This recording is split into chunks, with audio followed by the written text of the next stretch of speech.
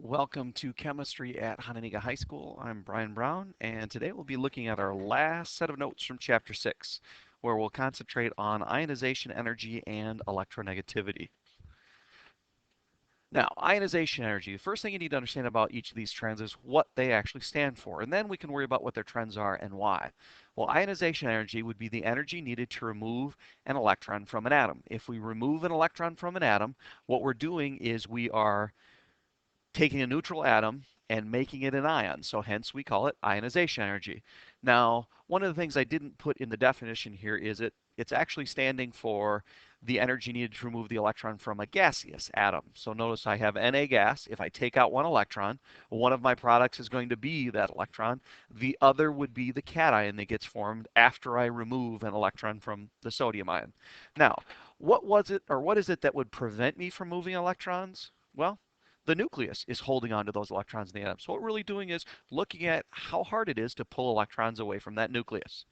So to remove an electron, you have to overcome the nucleus's hold, which would be the nuclear charge or nuclear strength on the electron. Now, if we're talking about a neutral atom and we're taking out our first electron, we call that the first ionization energy. So the energy needed to remove the first electron from the neutral atom. Now, since we're calling it first, that implies that we may be talking about, well, how much energy would it be to take the next one out? And that would be our second ionization energy. So we now have, instead of a neutral atom, so here we're taking a neutral atom, here we now have a +1 cation, and we're trying to remove an electron from that. And then we could have the second and the third and the fourth and the fifth and so on. Now, fundamentally, one thing you need to understand that would be a trend or a pattern or would be true for multiple ionizations is that the second is always going to be higher than the first, and the third would always be higher than the second, and the fourth would always be higher than the third, and so on. And that's because when an electron is removed, the decrease in electron-electron repulsions mean the nucleus has a stronger hold on the remaining electrons, and it's going to be harder to take it away. Those electron-electron repulsions weaken the nucleus's hold on the valence electrons, or any electron inside the atom. And if we're minimizing those repulsions, it's getting easier. I'm sorry, it's now getting harder because the nucleus has a greater hold if we've decreased electron-electron repulsion. Now, one thing you need to fundamentally understand is when you keep taking out electrons, eventually it's going to become incredibly hard to take another electron out. So the first is always higher than the second, which is always higher than the third. But somewhere along the line, you're going to see not only is it harder, but it's going to be significantly harder to remove an electron. There's going to be a large jump in ionization. And that's because if we have something like a sodium, which has one electron in its valence level, once we remove that one electron, now if you look at what we have, we've got neon. And instead of the third valence, or I should say the third energy level as being our highest level, neon has 2 electrons on the first and 8 electrons on the second. So now we're removing electrons from a energy level where the electrons are significantly closer to the nucleus. So in the original situation, we were pulling an electron from out here on the third energy level. Well, once that one's gone, now our new highest energy level is the second, and it's going to be very, very, very difficult to remove that next electron. So we should see a jump like 10 times higher than what it was to remove the next one. And that's really why stable metal cations get formed. As they lose electrons, eventually it's going to be cost prohibitive to lose any more. So all of the group 1 metals lose one, and then they're like a noble gas, and it's too hard to lose a second. So they stay as +1 ions, and that's how they're stable. If we look at the group 2, the alkaline earth metals, magnesium and calcium and strontium and so on, those all form stable +2 ions. Well, the reason is once they've lost their second electron, now they've got a noble gas configuration, and the electrons are close to the nucleus. Now it's going to be significantly harder to pull out a third electron. So they're going to stay at +2.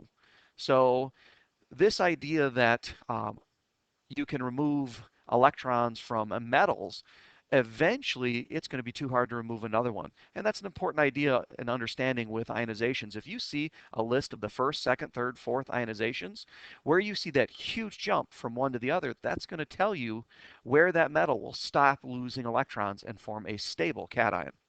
Now, when you look at ionization energies, you have to kind of understand because there's a lot going on in this picture. The same color would represent a group type situation. So our greens here, we got helium, neon, argon, krypton, xenon, radon. And then in the middle, you can see our oranges. We've got oxygen and sulfur and selenium and so on. So same color would be what's happening within a group. And then when you look within, let's go with black so it stands out a little more. Here to here, you're actually looking at what's happening across a period. So this is a little bit more confusing and than if we just had a list with numbers in it. But this shows us our various ionizations energies of different atoms. And these are the first ionizations that we're looking at. So they're all the first ionization. The energy needed to move an electron from the neutral atom in each case. So we've got two situations. What's happening within a group, same color, and we've got what's happening within a period. And this would be a period situation. This would be another period situation. This would be another period situation. And you can see there's fundamentally two general trends. Within a group, it was decreasing. With the same color, they were getting lower. So as you go down a group, ionization energy is decreasing. Why? Well, there's fundamentally two things here. Because remember, we're trying to remove an electron. The nucleus is what's holding on to it. So anything that would decrease the hold of the nucleus is going to make it easier. Well, energy level, shells. The farther the outer electrons are from the nucleus, the weaker the pull. Distance kills attractive forces. We talked about that in previous sets of notes. Well, that's going to mean the nucleus has a weaker hold on those electrons. And the second thing is we have all those shielding electrons in the inner levels, our core electrons. They're also diminishing the hold of that nucleus on those electrons on the outside. So both of these things contribute to make it easier, even though the nucleus is technically stronger. These two things contribute to make it easier to remove electrons as you go down. Now, what happens across a period? Well, shells and shielding are constant, so what's important there is it's increasing as you go across the period, and that's what you saw. It was a general pattern where it was rising within a period, and that's because the greater nuclear strength. So if shells and shielding are constant, as you go to the right, the nucleus is getting stronger and stronger and stronger. That means it's holding onto the electrons more tightly. It takes more energy to remove them. So our general trend in first ionization energy then is it's increasing when you go to the right, and it was decreasing when you go down. So remember that when we're looking at these various situations here. So if you recall, the last couple times we've done this, first job is look at the periodic table, find them. Second job, are they in the same column or in the same row? Is it a group trend or is it a period trend? Because the two things are different. So when you look at Li and K, which we've looked at before in previous notes, these are in the same column. So now we're looking at a group trend.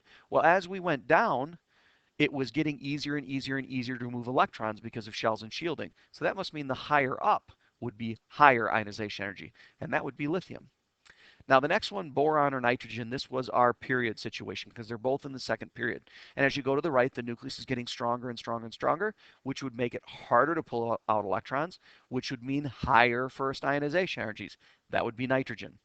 And then we have our situation where we have phosphorus and we have neon. Remember, that was on this type of diagonal in the periodic table. And in that diagonal, trends always agree. So phosphorus is farther to the left, which means lower ionization. It's farther down, which means lower ionization. So that must mean by both trends, neon's got to be higher in ionization energy.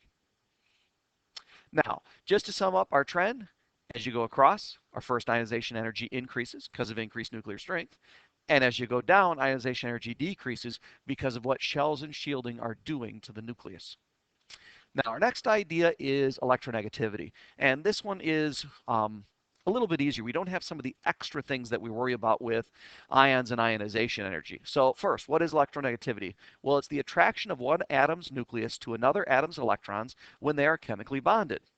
Well, that sounds suspiciously like we're talking about the strength of the nucleus. Effectively, how strong is that nucleus? That's what we're really looking at with electronegativity. Now, one of the things that sometimes confuses students is this whole thing about to another atom's electrons when they're chemically bonded. Well, what situation is this? Well, this has a direct application when we get into molecular substances.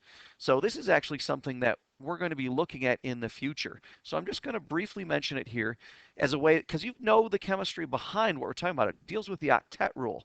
But this is actually where we're going in future chapters eventually with this stuff. So let's say we have oxygen. How many valence electrons does oxygen have? Well, remember, if you count across the S and P, whoa, that's coming across incredibly loud here. So let me speed that up. The water molecule's oxygen had 6 valence electrons. It's 6 over in our S and P block. That means it has 6 valence electrons in its outer energy level. Well, remember the octet rule says it's not stable unless it has 8.